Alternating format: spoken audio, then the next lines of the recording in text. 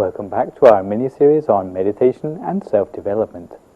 Last week we've already looked at some of the unique challenges which we need to face up to when using meditation for self-development.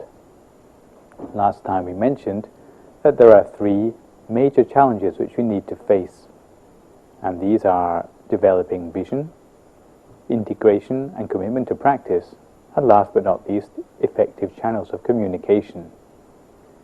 This week, under the subject of vision, we're going to be looking at some of the wisdom from the old AA Serenity Prayer, which goes, accept the things we cannot change, have the courage to change the things we can, and to have the wisdom to know the difference.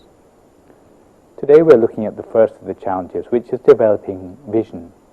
You may wonder why vision is so important. Well, vision is important because it gives us aim, direction, and momentum which we need to go forward in our self-development. It allows us to set our priorities. Without priorities, we often find that our time is taken up with the things which we don't actually find important in our lives. Many people, perhaps the majority of people, see their lives as nothing more than a stage on which they play their chosen role. They think that all life offers is a way of choice about how colorful they make their lives or how colorfully they play their role. But what we're talking about in terms of self-development is not just changing our role. It may be even changing the backdrop or even the stage on which we play.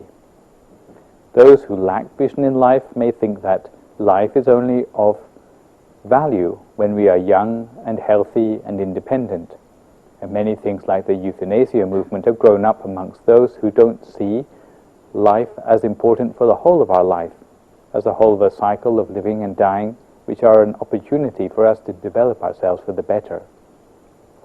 Thus, simply having vision can change a lot of things in our lives. Perhaps one of the most spectacular changes in history which has come about as a result of vision was the development of aviation in the world. In fact, aviation is something which started as a result of the work of Mr. Wilbur and Mr. Wright, who started with a vision or a dream which was not like that of other men. They had a dream that one day they would be able to make steel float in the air. Normally, steel is a very heavy metal, and it's unlikely that it could float in the air all of its own accord. But because they had this vision that one day steel could float in the air, then they started to look for a means by which they could make it do that. And the result of their dream, or their vision, was that one day they were able to develop the first aeroplane, made of steel, of course, which was able to float in the air until now in the present day we take aviation for granted as a thing which is automatically available to everyone in the world, where we can float seemingly miraculously from one place to another in the world without any real difficulty anymore. But if you see what that started with, it started with the vision of just two men. So how can we know whether we are ready to go forward or whether we ought to be spending more time being patient about the things in the world which we're not yet ready to change? In order for this to be the case, we need to know more about where we stand, because in fact there are four different sorts of people in the world.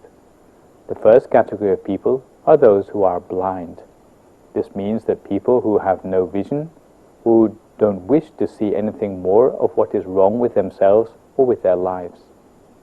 The second group is the group of outsiders, which are those who have vision to see what is wrong with themselves or with the world, but they don't dare to do anything about it.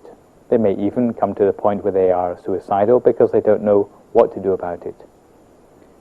They don't see life as or its value in the opportunity to make changes, and rather they have a cowardly view of life. They are unwilling to live up to the vision which they have or the knowledge which they have perceived of the world around them.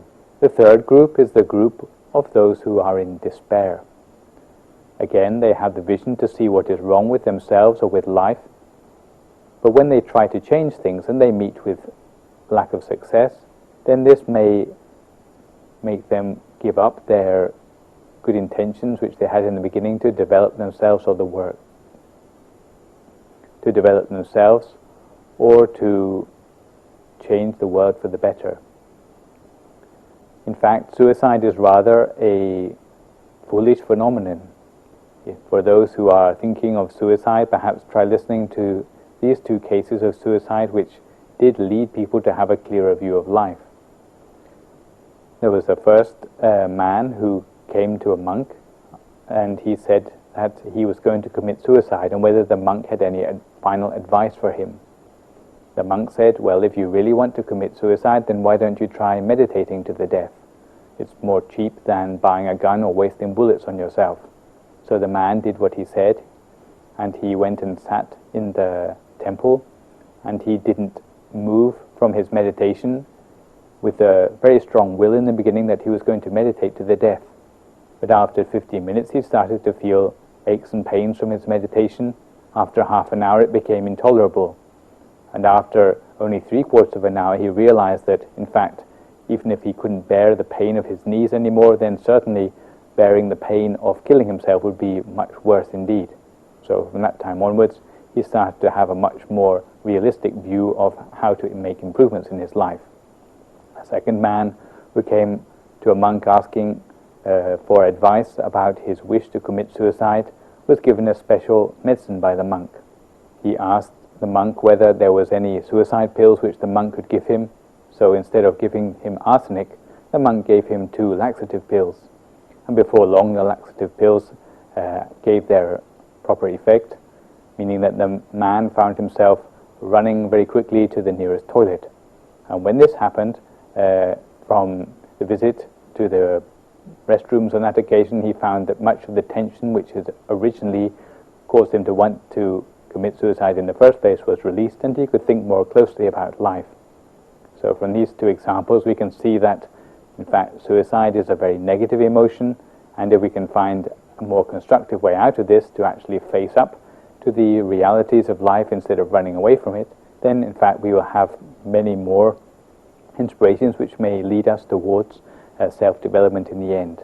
The last of the 4 categories of people are the self-developers themselves. Again, these are people who have the correct vision about the world, how to change it for the better, how to change themselves for the better. But unlike those who are possibly despairers, they are those who set about changing themselves and changing the world in a way which is going to meet with success. The key to success in this respect is knowing what to change and what to tolerate, at least for as long as you are unable to make significant changes to those things. And the key to knowing the difference between the two is to know exactly what potential you have to change things in the world. You should start to deal with the things which you are certain you're going to be able to cope with in the beginning. Because it's no use jumping in the water to save a drowning man if you can't swim yourself. You need to know your own potential. So exactly what are the sorts of potential which we are talking about if we are going to measure ourselves up to the sort of situations which we meet in life, so that we know what to tackle and what to leave for later? Well, there are 6 qualities which run deeper than the sort of things which we see when we look in the mirror. Normally when we look in the mirror we see only how handsome we are, how tall or short, or the color of our hair. We don't look very deeply at the real nature of ourselves. But if you listen to the following 6 qualities, then when you next look at yourself in the mirror, you will be able to have a deeper insight into the real nature of yourself and the potential of yourself to change yourself and the world for the better. The first quality which you should measure yourself in terms of is inspiration. You need to believe in what you're doing. If you are involved in self-development, then you need to believe in the self-development which you've set out on. You can know just how committed you are, especially, for example, if you listen to the inspiring talk on this Meditation for All program.